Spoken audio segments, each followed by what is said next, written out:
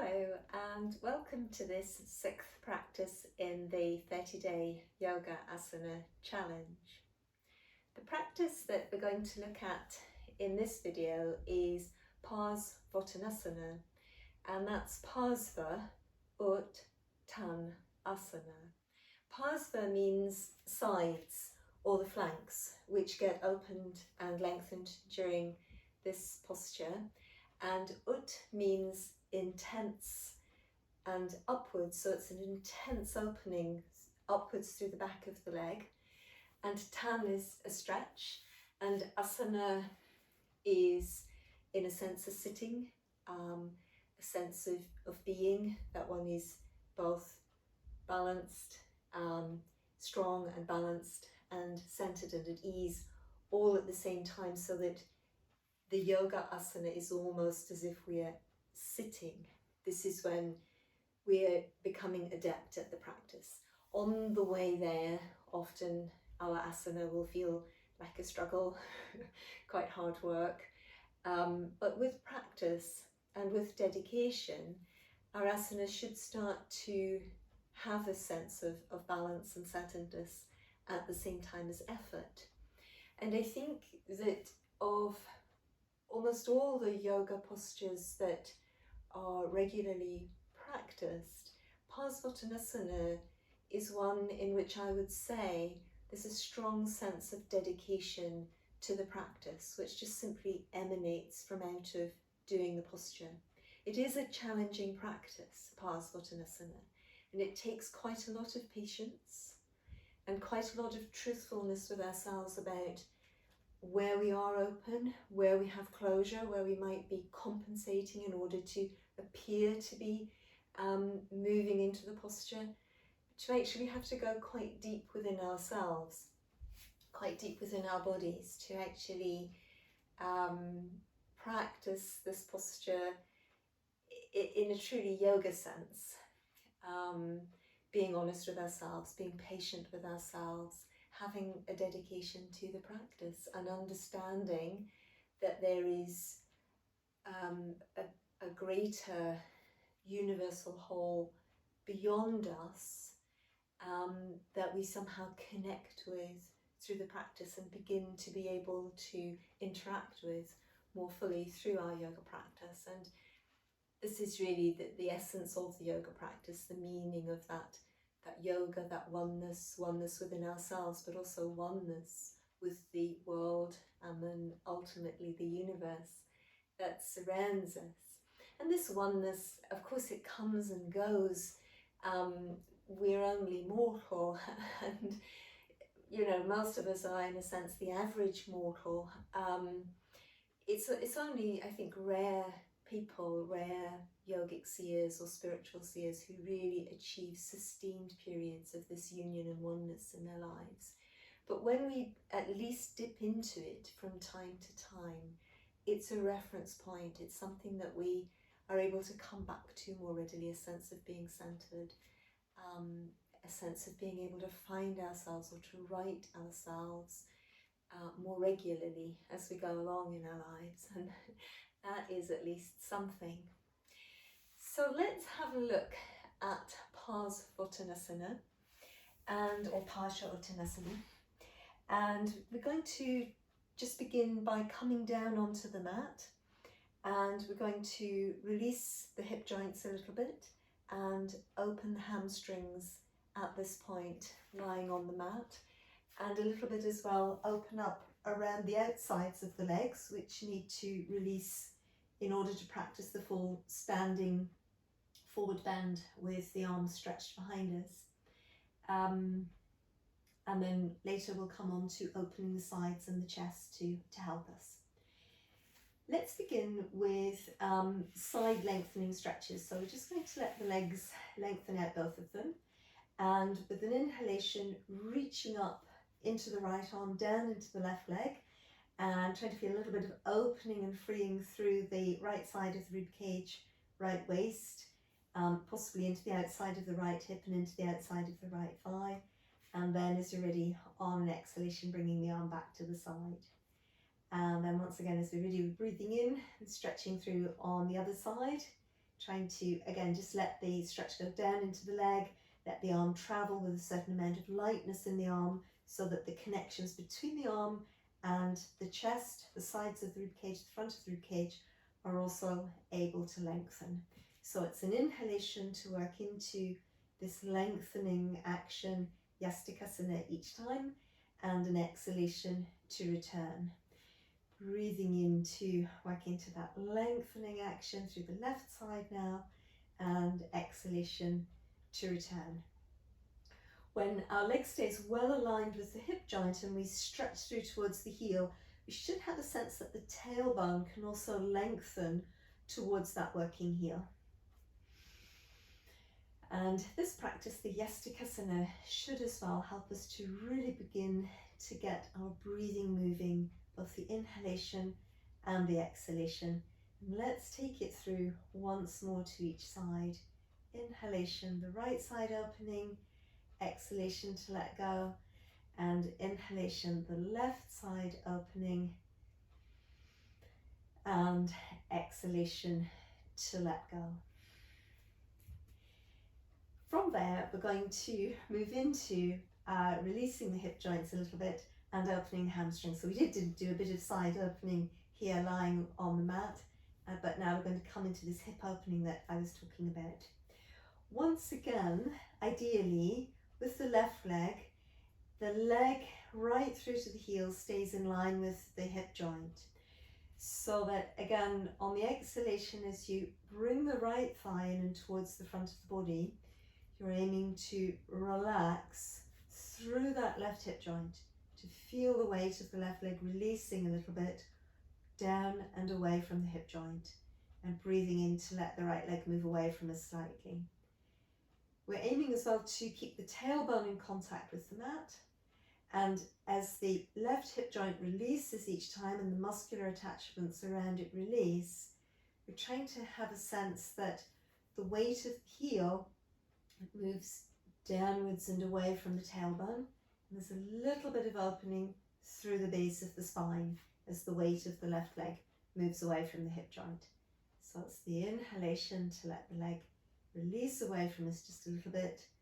The exhalation to relax through the left hip joint, to let the spine soften, especially the back of the spine softening downwards towards the tailbone, and a sense of lengthening through to that left heel. So let's just work this through a couple of breaths more here. And one more breath here. We're going to continue to work with our right leg. And in this last practice, although we thought a lot about the left hip, in fact, we've already been opening the back of the right thigh. And from here, we're going to just aim to lengthen up a little bit more. So there are lots of different approaches to opening the hamstrings lying on the back. And one is that we keep this right thigh as much hugged towards the front of the body as we can, as we lengthen up through the knee towards the shin, just lengthening the heel up towards the ceiling, away from the hip. And then it's quite a strong opener. You might want to relax the lower leg down again on the exhalations.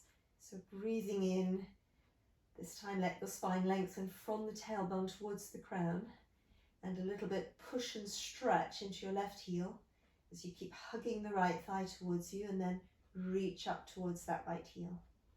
Breathing in just to soften again. And sometimes when we do these kind of openers, quite a lot of tension creeps into the neck because of the way the muscle chains connect through the body. Just remember to let your neck stay relaxed, even though there might be a powerful hamstring opening going on. Let the neck stay relaxed and the chin tucked towards the top of the breastbone, and breathing in to soften again.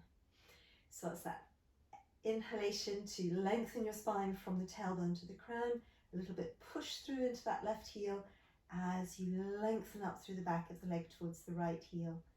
And let's just do one more breath here on this. Really opening, and then again on the exhalation, folding that right leg down. We're going to, from here, let the left knee bend, placing the sole of the left foot on the floor, and then crossing the right leg over the left leg.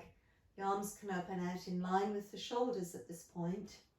You can let both arms lengthen out fully as long as you've got space, or if you haven't got space, then just let the hands come in underneath the back of the head and let the elbows move out towards the sides. And then from here, gently aiming to move from your spine, let the tailbone twist across towards your left side and the sacrum follows, and a little bit through the waist. And ideally, as the lower body twists towards the left, we still keep that right shoulder down and in contact with the mat.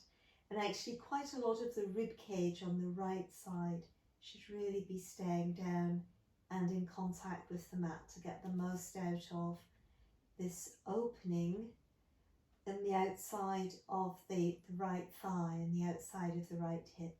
And usually if we go all the way over like this, we don't feel so much lengthening in the muscles on the outside of the thigh. It's more that the spine is just mobilizing itself to a dramatic amount and just carrying the hips and the legs as a unit across rather than the muscles having to really, really stretch. So it's a last breath here. And then as you're ready, just rolling the spine back through towards the center.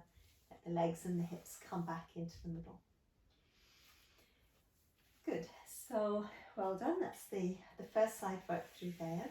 And now it's time to slide the right leg away, keeping the right leg and heel in line with the right hip joint, and bringing the left leg in and towards us. And it's back to this practice that we had before with, on the exhalation, aiming to let the hip joint and the muscles around the hip joint on the right side really relax, so that there's a sense of releasing and letting go of the weight of the right hip towards the right heel.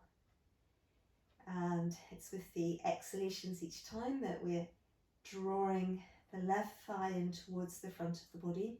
Now, it might not come in as much as this. It might be that it's somewhere more distant from the abdomen than in my case, and that's fine. Just work it the amount that it actually happens for our own bodies. It does usually help a little bit if you lengthen the thigh away from the hip joint. So just gently, not just the hands doing the work, but a little bit, your leg itself lifts itself up and then forwards to really bring the leg in towards the front of the body. We're going to have to give it a little bit of a hug in and down, most of us, I think. And then again on the exhalation, you're trying to keep the tailbone down, and a little bit of a sense of relaxing through the back of the spine and all the way on through into the tailbone, and then on through the leg towards the heel. So 2 more breaths on this.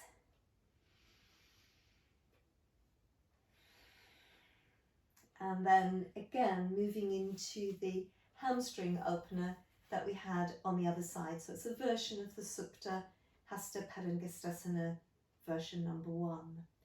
And we were working with an inhalation to really let the leg lengthen upwards from the knee joint into the lower leg. You can always flex at the ankle if you prefer. And then again, the exhalation to release back down. And we're thinking as well about a little bit of stretching towards the right heel, letting our spine actively lengthen from the tailbone towards the crown. And then again, an inhalation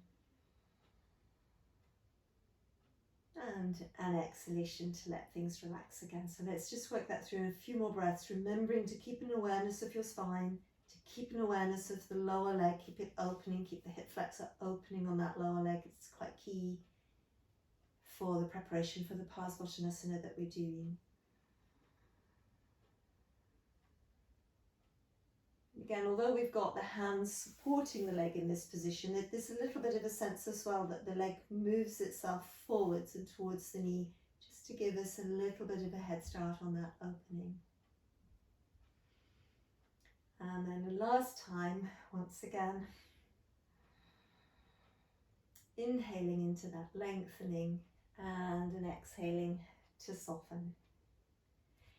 And then as you're ready, letting that right knee bend so that the sole of the right foot comes in contact with the mat, crossing the left leg over the right leg, And then just letting the hands come into the back of the head, or extending both arms full length to the sides. And then from here, we're going to, again, on an exhalation, aim to move from the spine so that we've got a little bit of control. The right leg is uppermost, the left leg is uppermost, and the twist is traveling towards the right side. And again, on this side, I'm working on keeping my left rib cage down, the left side of my rib cage down, my left shoulder down. My head is centered, the weight of my head is centered, and that tends to be, in these kinds of cross-legged twists, tends to be the best position for finding balance and stability in the twist. Alternatively, I would be looking back towards the left side rather than in the right direction. So I'm just keeping it quite controlled, so I feel I've really got the opening and lengthening centered to the outside of my left hip and the outside of my left thigh. And keep breathing, and again on the exhalations, if we're able to get a sense of softening through the back of the spine, just letting the spine lengthen now from the crown down towards the tailbone, and releasing on into the outside of your right leg. So let's again, as you're ready with an exhalation, peel the spine back in towards the center. And then again, uncrossing the legs. You just let the legs come in towards us, hugging them, circling the hips on the mat to release the lower back. And then as you're ready, we're going to roll over and bring ourselves through towards a hip to heels tight position. We're going to use this modified version of Shashankasana, or as one might see it, a half downward facing dog, or an Ardha Adho Mukha Svanasana, although it's not quite high enough to be a half downward dog. But we're going to use this position to open the sides again, and also to really open the front of the chest. So when I manage to go back in Shashankasana like this with my spine really long, the sides of my body will be opening, and also the front of the chest will be opening. But however, I could make that a little bit more intense. If this feels enough for you, and it might be if you bend your elbows, if you find that it's hard to lengthen the spine here, if you bend your elbows out to the sides, let your spine have a chance to lengthen from the tailbone into the crown, and then afterwards realign your arms. And that you might find that's quite a strong stretch if you are not so used to the yoga positions. If you're more used to the yoga positions, when you're more or less in your all fours position, let your arms go a bit more further forwards. And this is where we're going to come back to the idea that we worked with in both the Chaturanga Dandasana, the plank video, and also the Bhujangasana, the cobra video, where we can imagine that we've got strings tied to our shoulder blades and they're lifting up towards the ceiling. But however, we're really reaching back. We're trying to keep our waist nice and long, so powerful lift in the lower abdomen, navel pulling to the spine. And from here, we keep the waist lifted, but just so long as it's comfortable, and for as long as it's comfortable, we're going to let the forearms come onto the floor, and then the chest, the breastbone and the rib cage move downwards. We can look forwards, but if you notice carefully, my waist isn't arching, it's staying quite long. And this is a very powerful stretch over the fronts of the shoulder joints and through the sides. Keep lengthening your sitting bones back. Keep powerful lift in the lower abdomen, navel pulling to the spine, breathing. And then once again, as you're ready, just releasing back. Hips to heels, letting the arms soften. If it feels better, let the arms come right alongside the legs into the child Pindasana. We'll give that little practice another go in a second. Just first of all, softening the shoulders, letting the breath relax again. And then let's just have one more look. So only take it as far as feels comfortable. The shoulders are very flexible joints, really, very shallow joints as well.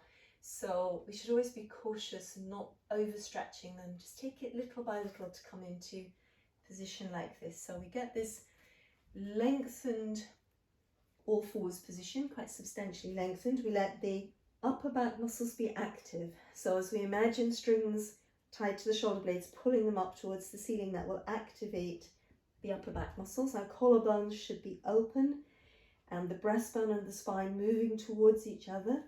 Lots of lift in the lower abdomen and navel pulling to the spine. And keep the waist quite strong and lifted. Keep the shoulder blades active and the upper back muscles working. And then from here, just as far as it's comfortable, letting your chest come down.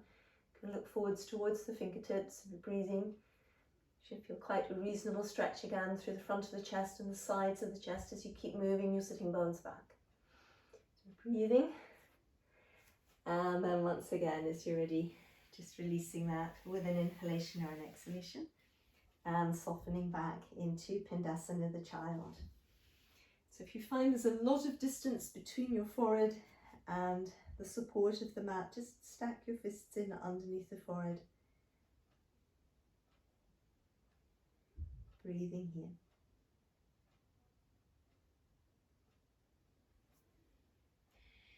And then as you're ready, rolling up through the spine. So well done.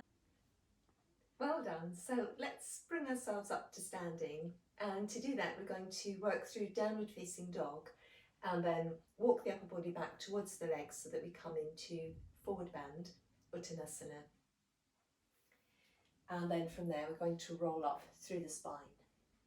So we just come back again into our extended position, arms moving forwards, the insides of the arms following the line of the outsides of the rib cage. And then on an inhalation, bringing the body through towards the all fours, letting your lower abdomen lift up and back, navel pulling to the spine, toes tuck under, shoulder blades drawing down the back towards your sitting bones. Try to get that initial lift off from the lower abdominal muscles. Press away from your hands, extending through the sides of the rib cage, sides of the waist, hips, pressing right back away from your fingertips into your sitting bones. You can always rise up onto the balls of the feet if that helps you. Keep your lower abdomen lifted, and then knees can always be bent and heels sink downwards. Draw up through your kneecaps and the fronts of the thighs to help you open the backs of the legs.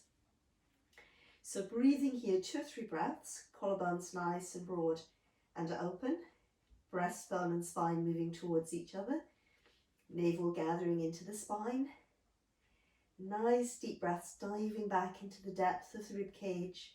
And with the exhalations again, just feeling that the spine can lengthen forwards as you keep the rib cage funneling into the spine, breastbone and spine moving together, lower abdomen lifted.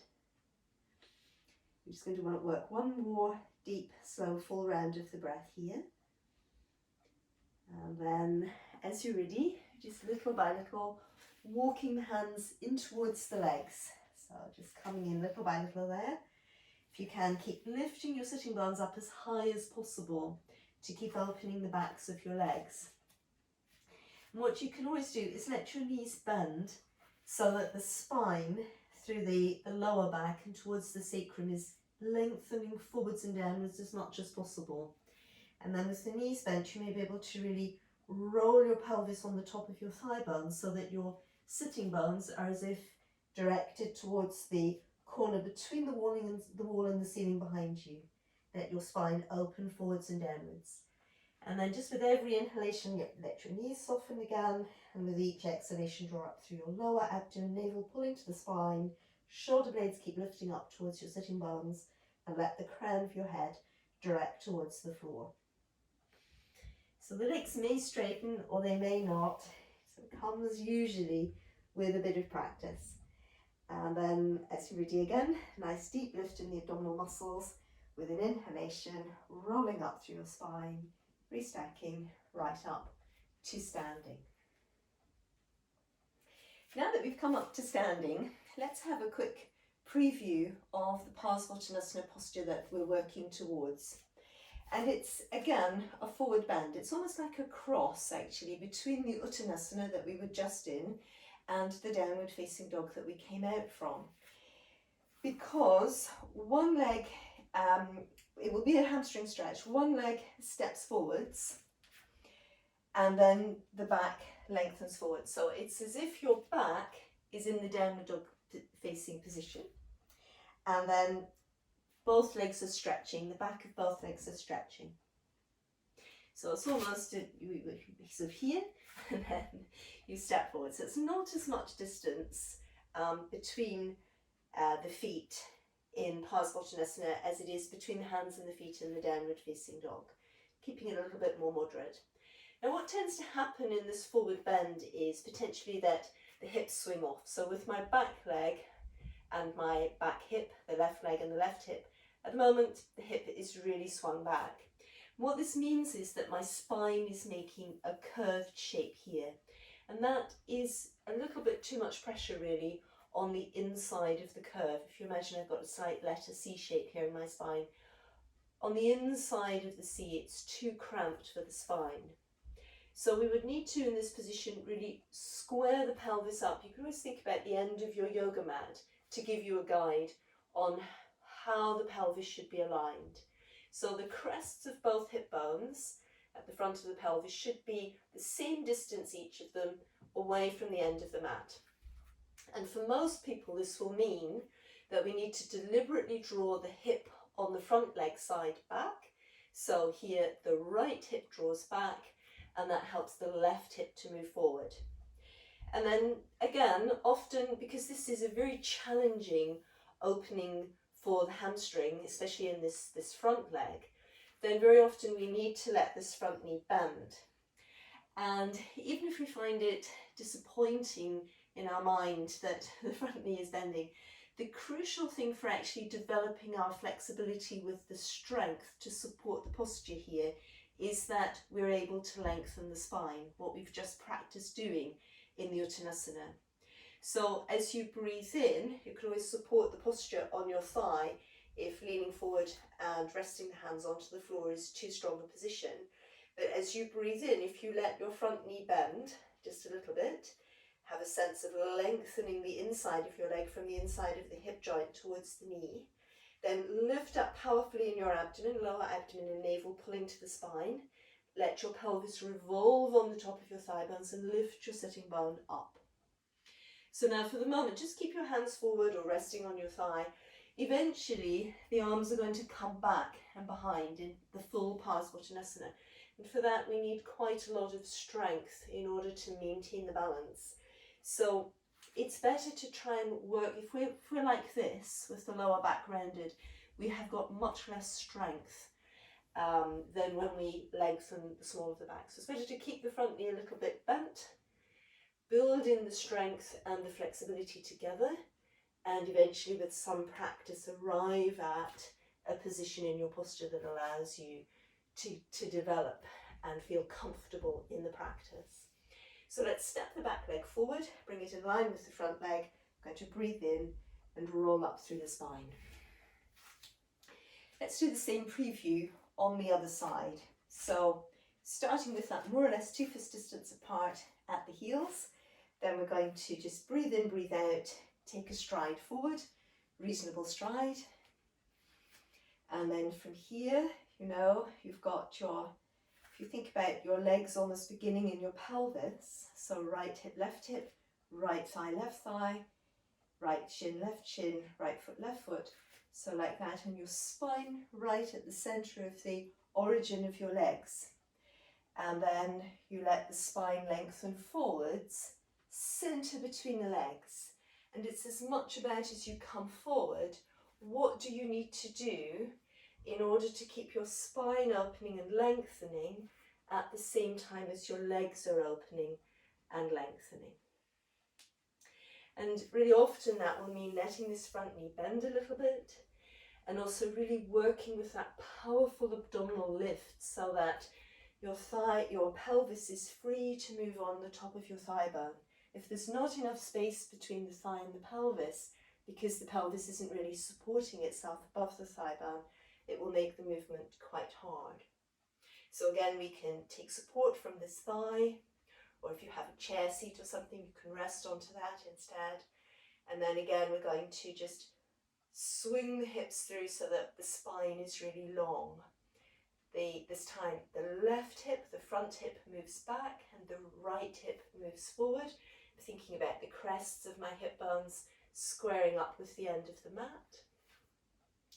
I keep lots of powerful lift in my lower abdominal muscles and navel pulling to the spine. Let the shoulder blades be wide against the upper back and moving in the direction of my sitting bones. As I breathe in, I let my front knee bend a little bit, I think in terms of lengthening from the inside of the hip joint to the inside of the knee. As I do that, I also actively release and open my spine, especially the front of the spine, keeping that long. And then as I'm ready again on the exhalation, powerful lift in the abdominal muscles, letting my spine open forwards and downwards. I might get a little bit more length through the back of my front leg. So now usually in Parsvottanasana as well, we have a slight angle on the back foot. And this is more to assist with balance than anything else. If you're getting that angle on the back foot, try to keep the outside edge of the foot rolled into the floor quite firmly. The ball of the foot and the inside of the heel down and the arch a little bit strengthened and lifted. So once again from this position, let's just breathe in to prepare. Breathe out to step the back leg forward, deep lift in the abdominal muscles, and then we're going to breathe in to roll up through the spine. So that's a basic Parsvottanasana we've just had a look at there. But we're going to work now again on opening the shoulders and the arms ahead of that more advanced full Parsvottanasana position that I was showing. So to do that, I'm going to turn around so that you can more easily see what I'm doing.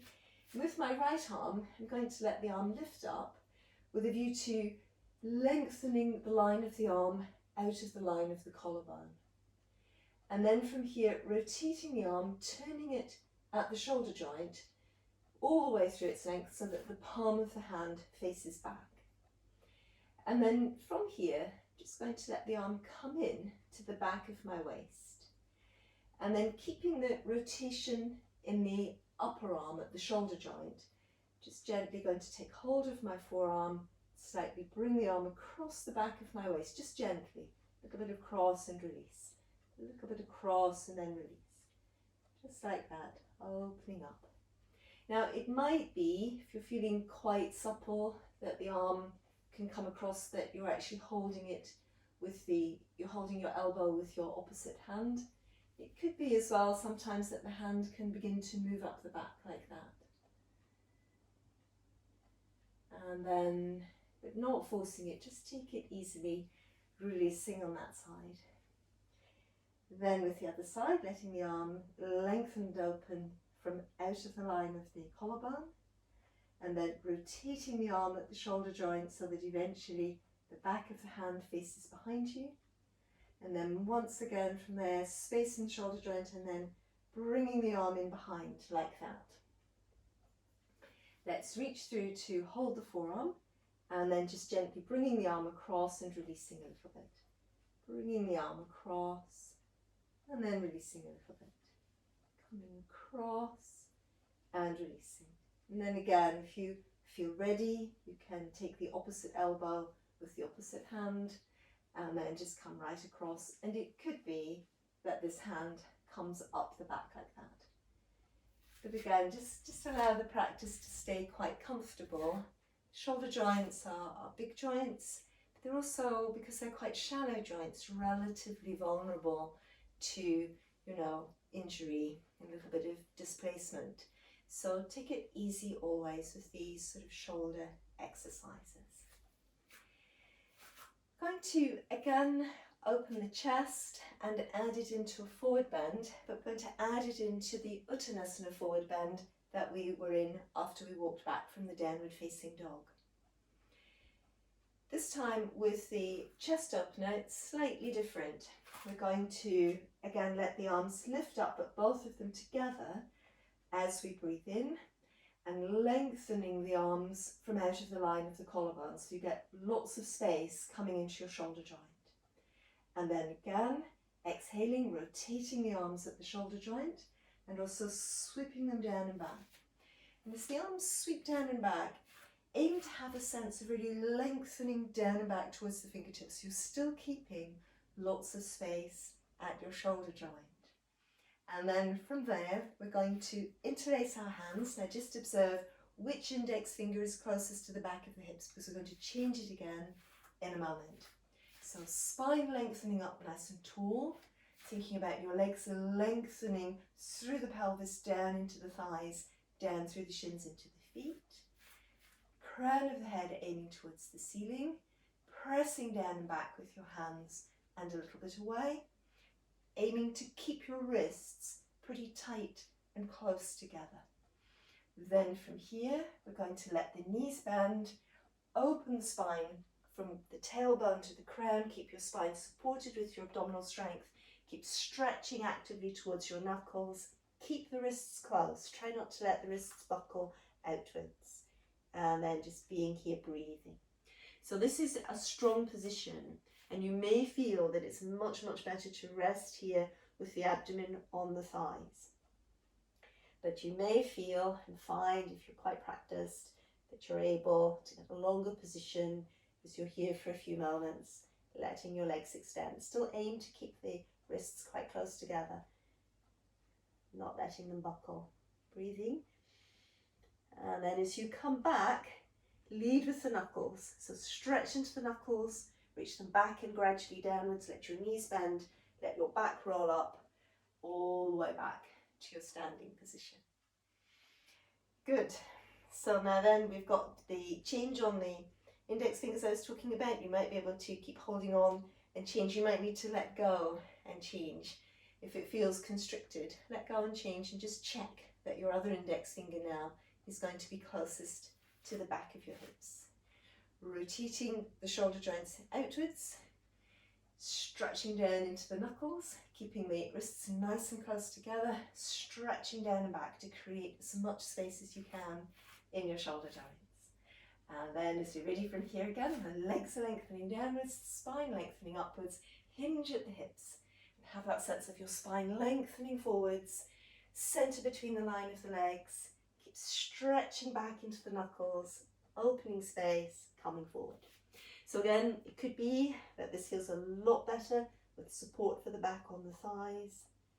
But of course, if it feels possible, gradually rotating the pelvis on the tops of the thigh bones, letting the sitting bones aim between the wall and the corner of the ceiling behind you.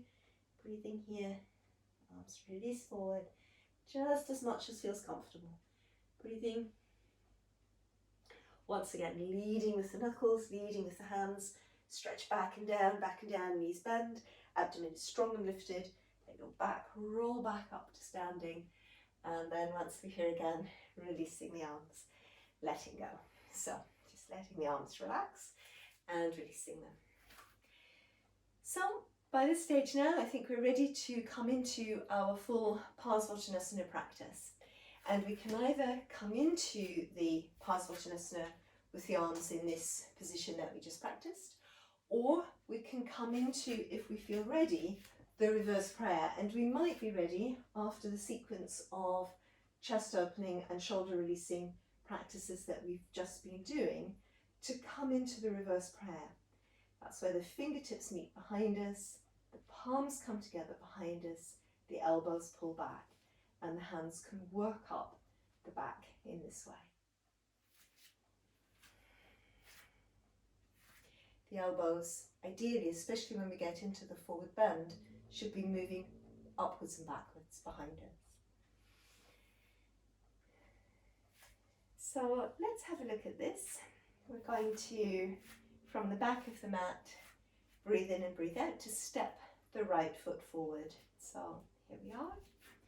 With the back leg, allowing your heel to angle just a little bit, and outside edge of the foot rolls into the floor, the arch lifts, ball of the foot down very firmly, and also the pad of the little toe down.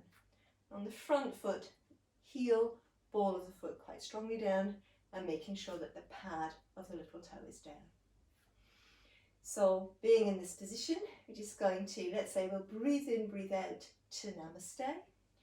Breathing in to open the chest, rotating the arms, exhalation. Down and back, lots of space in the shoulder joints. Here either interlacing or letting the fingertips come together into reverse Namaste. Going to draw the tailbone down into the mat as we let the chest lift up towards the sky. Push your shoulder blades up like two hands against the back of your rib cage. Lift lots of strength through the fronts of your thigh muscles and kneecaps. And then from here, as you're ready, moving forwards. Keep squaring the pelvis as you come in. Keep drawing your right hip back, left hip forward. Allow your front knee to bend. Keep the strength working through the muscles in the front of the thigh there, so that your spine can really lengthen into the position. Then breathing here. Feet are very key to your strength here.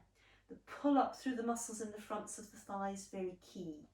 Also, what helps with your balance is a sense of lengthening from the inside hip joint right through the inside leg into the instep of both legs.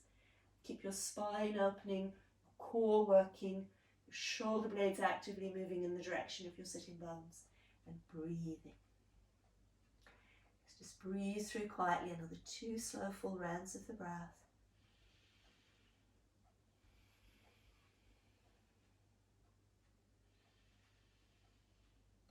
And then, as you're ready with an exhalation, just letting your hands release. Let the arms flow forwards and coming into the space just beyond your front foot. From here, we're going to bring the back foot back into a parallel position. We breathe in, breathe out, step our front foot back. Thighs coming towards the abdomen, extending from the fingertips to the sitting bones. Navel pulls to the spine, downward facing dog. Breathing here. Just 2 or 3 breaths. Just letting the body be fully symmetrical again here. Breathing. And then as you're ready, we're going to walk back towards the legs once again. And then with lots of deep lift in the abdominal muscles and inhalation, rolling us right back up to standing again. Good. Let's go through on the second side. Standing at the back of the mat. As you're ready, with an inhalation and an exhalation, we're going to step this time our left foot forward. Back foot, a little bit of an angle, the heel moves inwards. Outside edge of the back foot down very firmly. Heel down, ball of the foot down, arch lifted. Front foot, heel and ball of foot down, and just feeling that the small of the pad of the little toe is as well firmly down. So then, once again, legs are lengthening from the pelvis through the thighs, through the shins into the feet, and the spine opening upwards out of the centre of the legs. Let's breathe in to widen the arms away from the shoulder joints, and then as you're ready with an exhalation, rotating the arms, turn them down and back. Fingertips can come together, reverse Namaste, or of course you can be in this long position that we also practiced. In the Namaste, keep the elbows moving backwards. So from here, we breathe in to lift up to go back. Tailbone pulls downwards. It's as if your 2 shoulder blades are like hands pushing your ribs up towards the ceiling. Keep your thigh muscles strong and lifted at the fronts of your legs. And then as you're ready, on an exhalation, letting your spine open forwards and downwards.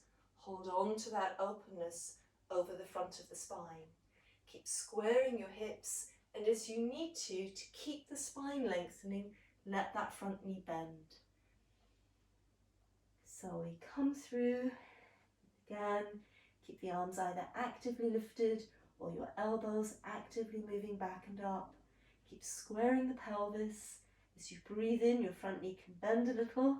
Let your spine open forwards and downwards. Your sitting bones lift back and up towards the corner between the wall and the ceiling. And then as you breathe out, deep lift in the abdominal muscles.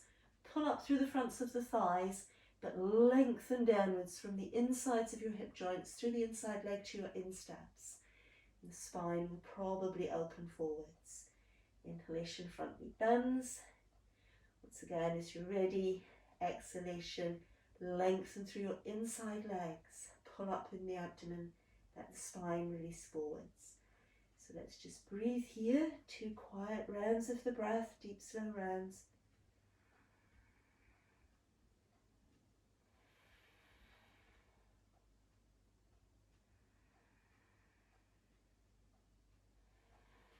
And then as you're ready with an exhalation, letting your arms release forwards, just flowing them forwards to just beyond your front foot.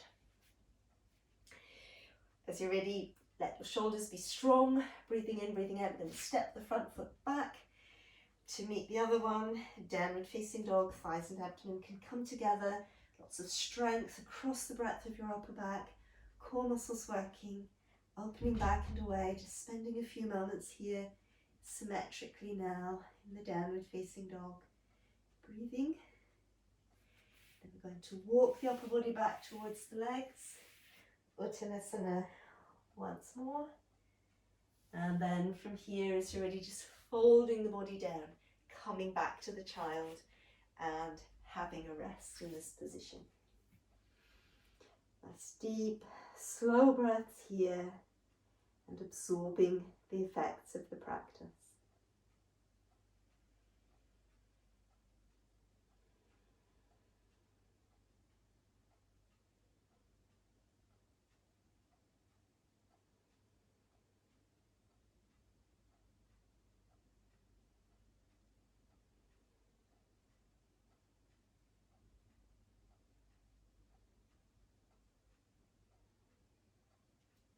And then gradually, gently as you're ready, rolling up through the spine, coming through towards a seated position. After the hard work of the Parsvottanasana practice, the body may very well be ready to lie down. As I talked about at the start of the sequence, it's a physically strong practice, and it also has quite strong symbolical, psychoenergetic aspects as well. Just allowing the body to space itself out on the mat, letting the legs lengthen away and the knees roll outwards and the toes roll outwards and the elbows and the backs of the hands roll outwards. If there is discomfort in the lower back, let the knees bend and the soles of the feet rest in contact with the mat for support as we relax for a few moments. Letting the mind's eye really connect with the space within the body. Letting the mind be aware of the space and the quality of the energy in the space behind the forehead at present. Just allowing the mind's eye to linger there for a few moments.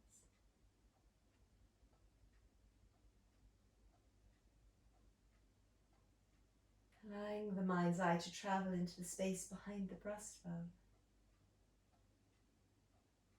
And again, just for a few moments, observing the energy and the quality of the energy at the heart center at present.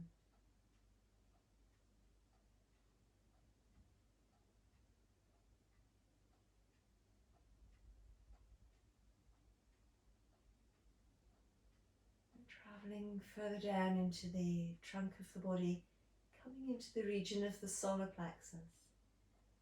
And here too, observing the energy, the quality of the energy at the solar plexus. A sense of expansion that there might be.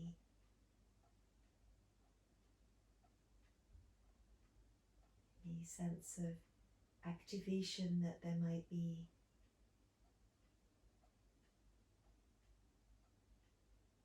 If there's warmth there, if there's even a sense of light there.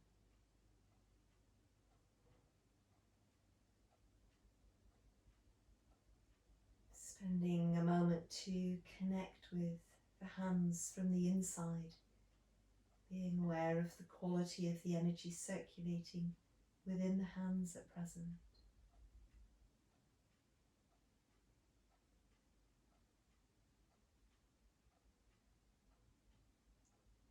connecting with the feet from the inside, spending a moment or two to connect with the feet and the energy circulating within the feet at present.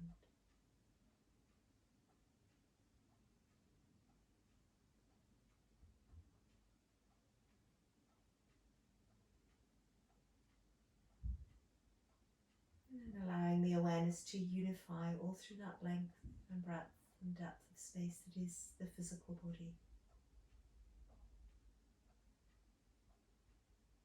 Being aware of any sense of being centered, a sense of being truly grounded within yourself.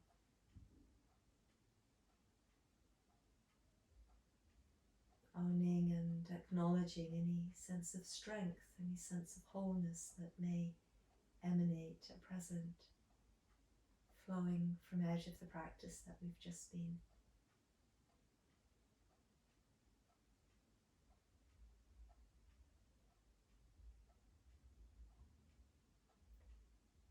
And then gently, gradually again beginning to stir the body back into activity, being aware of the sensations over the surface of the body, skin, air on the skin, clothing resting on the skin, just being sure of where the body begins and ends. Bring some movement back into the toes and into the feet, into the fingers and into the hands. And gently and slowly allowing the head to turn towards one side, to draw center again, to release towards the other side, to draw center again. Remembering the neck a couple of times in both directions.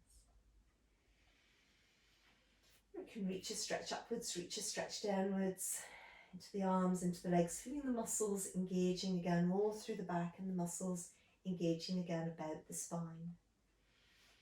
And we can hug the legs in and towards us, just circle the hips on the mat 2 or 3 times in one direction and circle the hips 2 or 3 times in the opposite direction.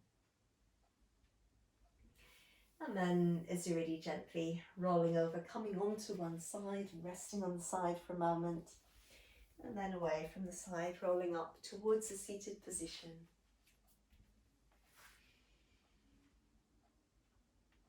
Om Shanti Namaste.